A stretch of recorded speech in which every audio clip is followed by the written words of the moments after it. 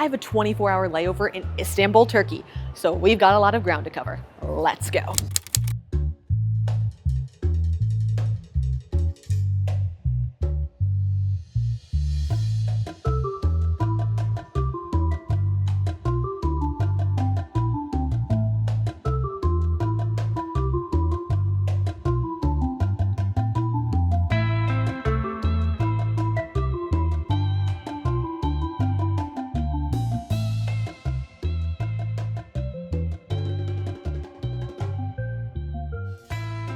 We just got picked up after our 9-hour flight from JFK to Istanbul. The flight was insane, and I'm strolling on over to our hotel because we have one day and we're gonna try and see everything that we possibly can in our full day in Istanbul. I want to eat all the things, I want to see all the sights. That's not our final destination. We still have so much more travel to do, 3 weeks to be exact. We stayed at the Orientbank Hotel, which is such a cool hotel. It has a lot of history because it used to be a German bank, and so they tried to really lean into the bank aesthetic, I guess. They like have different bits and bobs at their restaurant or other things around the hotel to kind of allude to the historical significance, which I really like. Also, the amenities or like the quality of the stay was really nice. I felt like the hotel was really chic. I felt very lush. Loved the lights turning on. Felt like that was a nice added touch. There is my now husband, because this was actually our honeymoon. They give you these bonds for Turkish lira so you could like use it at their restaurant. They're not worth much, but it's very fun. We took the paper home. They also gave us delicious Turkish delights. And then they gave us this little paper to trade in for seeds so you could go feed the birds, which I thought was really fun.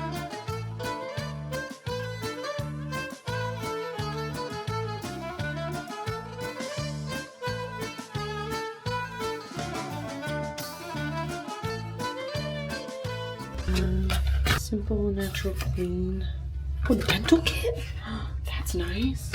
Bath fiber, shower cap, vanity kit. This is hand and body lotion and a body scrub. And I feel like all of the amenities in the room just were super luxurious. They had a bunch of attention to detail that I really appreciated. And listen, on this trip, like this was just the beginning of our trip, we stayed at so many hotels. And I still feel like having traveled for, I think we were out like 20 plus days, that this hotel was just really top notch. I felt like the views, the aesthetic, the hospitality, everything about it was really nice. And the location, it was so close to all of the hustle and bustle. Your walking distance from the Grand Bazaar. Literally the James Bond movie that it like takes place in, he exits the hotel and he's just like in the bustle of Istanbul. And that's really what you felt like, which was cool. Also the food, low-key amazing. We accidentally over-ordered, but I was not mad because like, come on, love me some Turkish raviolis. We got this schnitzel because it was a German restaurant and they told us that was what they're known for. So good. It was delicious. Gigantic. And then this dish was like chicken and noodles, which I really liked. And then the next day we woke up to the gorgeous view and we were out the door ready to go because we had our one day before we caught our next flight. Gotta go get our luggage held.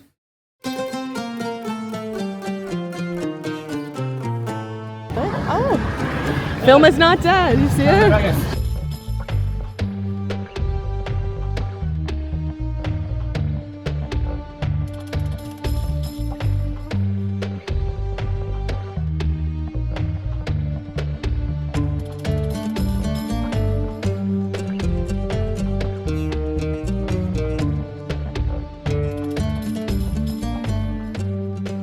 They're little boxes people build for the cats. So we hired a tour guide for this one day because we basically wanted someone to kind of just parade us around, follow with our interests of what we were looking to see in this time, kind of give them a rough idea, to really have someone guide us through their city because we were aware. We just got off a very long flight. We're about to get on another one, and that was the most efficient way for us to really see the most that we could in the time that we had, and I loved it. So if you're looking for our tour guide's information, Bulent's information will be right down below. He was wonderful, and he really just took us everywhere. Showed us this great photo op, so you can kind of see how that monument lines up. Pretty cool. And then we went to the iconic Blue Mosque, which if you don't know, you need to take your shoes off in a mosque, and you also need to cover your hair. So I had just had this like little wrap thing and I was able to cover my hair with that. A lot of them will have places to buy scarves out front. You can also like take a jacket off or do something like that. It's just good to kind of travel with a scarf or with something you can cover your hair with if you plan on visiting mosques. And to be extra clear, it's strictly just women that need to cover their hair. So that's really all you need to prepare for.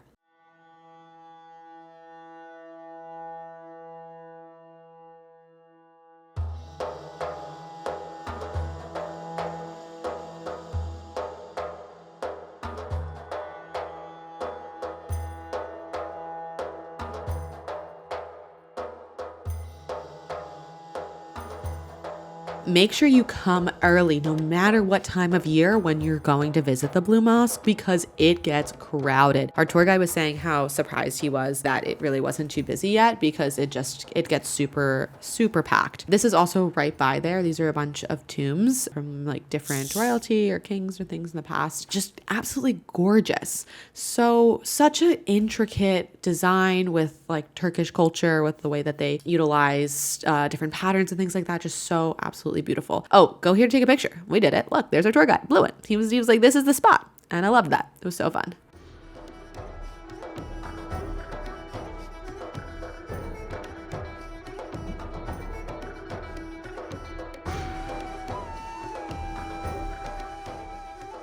Now, the next place we visited was the palace. Now, this place, gigantic. I was so glad to have a guide to kind of take us around because he obviously told us a bunch of information that we just definitely wouldn't have been able to get ourselves. I'm pretty sure you can get like an audio guide. I'm sure they do other tours and things too if you're looking to do something a little bit more self-guided. But it was really nice to have someone help us not feel so overwhelmed in such a huge place to visit. But I will also say that this is a pretty penny. They, in Istanbul specifically, really like to value their citizens, which we love. So they want to make sure that things are pretty affordable for the people that live there. Or in this case, I'm pretty sure a tour guide didn't have to pay anything because he's a tour guide. So I really appreciate that. But I think part of the way that they maybe pass the cost off is to having a higher markup for tourists. So yeah, I think maybe at the end of the video, I have something on the pricing, but I will say you should definitely look up ahead of time if you're planning to go here, especially if you're coming from the US, because the conversion to the Turkish lira is a bit of a tough one just to read off the top of your head. So you can always use your calculator to kind of figure out the conversion just in your app if you have an iPhone, or you can look it up. So there's my 2 cents on the palace, but the history packed in here is wild. Absolutely fascinating, so interesting, and just being able to look at all of the tiles was so beautiful. It was just so intricate, and the attention to detail was glorious. It was just so beautiful to be able to experience this and really be trapped away in the palace for an afternoon, which I loved.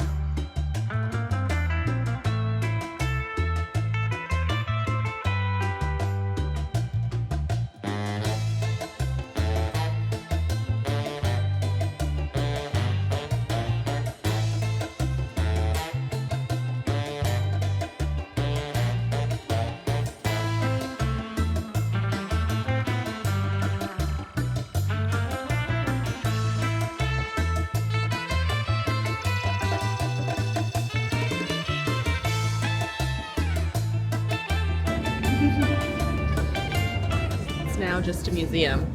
Also, the diamond, I feel like, just can't understand how you find that in the trash. I think that's wild. That's the story. And then we made it to one of my favorite excursions was this. Look at these two guys. Wait for it. Boom. Look at that rug.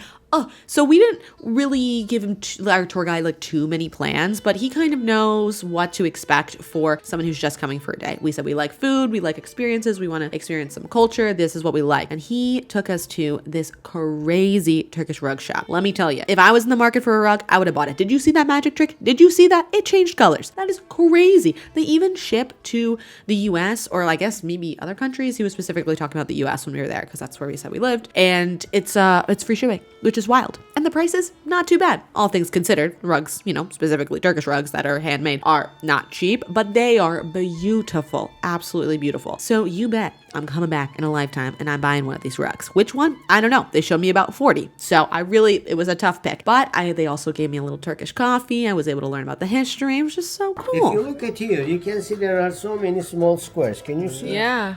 After we print this, as much as this squares. If there are 1,000 squares, then we have to prepare here 1,000 vertical strings, which has to be front and back, double.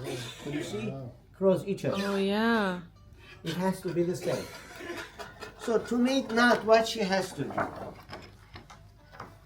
The first things that she has to do, she has to choose the right color here, and then she has to pull front and back 2 vertical strings. So she goes row by row. After she finishes all the row, as you saw, she used horizontal thread. Literally, that's what the chef. Look at this. So just save the knots, secure them with the weft. But she just cross one by one from one side to the other side. If you decide to make large carpet, like 8 by 10, 9 by 12, we need to prepare large loom, but for that we need 3-4 weavers. They sync besides to each other, and they work at the same time for the large carpet.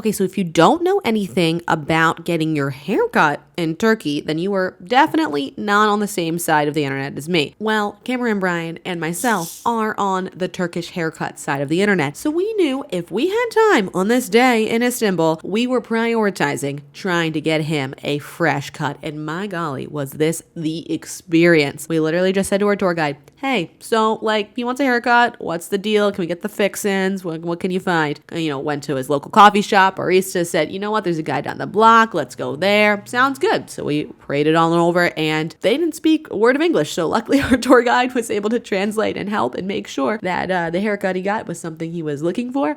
And it was crazy. I think we were there for like over an hour, but they did a full shave. He took forever to do the haircut in the best possible way. It was just so detail oriented. He even had like a young kid who was an apprentice for him. He would come after school to learn.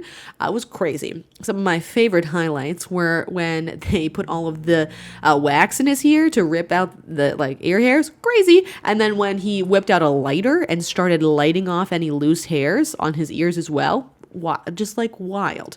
And then he also threaded his eyebrows, which was crazy too. And that's all just included in a typical haircut. So if you're looking for a true experience and you want to get your haircut in Turkey, highly recommend. I'll have the place that we went to listed below. And yeah, it was a wonderful highlight on our 24 hours in Istanbul. Hello, I am reporting to you live from the Turkish Airlines business class lounge. And if you want to see a whole video reviewing this lounge and my whole experience here, then be sure to check that out after this video.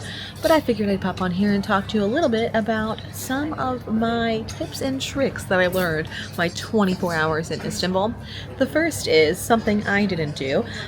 You should definitely consider all of your options for how you get cash out. So primarily what they use in Turkey is the Turkish lira. You could technically use a euro, but that is not what any of the prices are in, and some of the vendors could deny it. We didn't have experience with that because we either charged or paid cash, but there were certain things that we needed cash for, so we had to get cash out and paid pretty high ATM fee along with having an exchange fee from our bank. And it was definitely something that we're like, should have looked into this prior. And there are a bunch of like currency exchange, so like if you bring cash from your home country and then go and get it exchanged, but those rates fluctuate throughout the day, and they really only give you a discount if you like exchange like ton of money. So I would recommend looking into the cheapest way for getting cash out. Additionally, if you are walking around in Istanbul for the day, it's very hilly. I didn't know this. I learned today that its nickname is the City of Seven Hills. Part of their logo has like 7 triangles to represent all of the hills. So when we were on our tour today, our tour guide gave us a great tip on how to do it.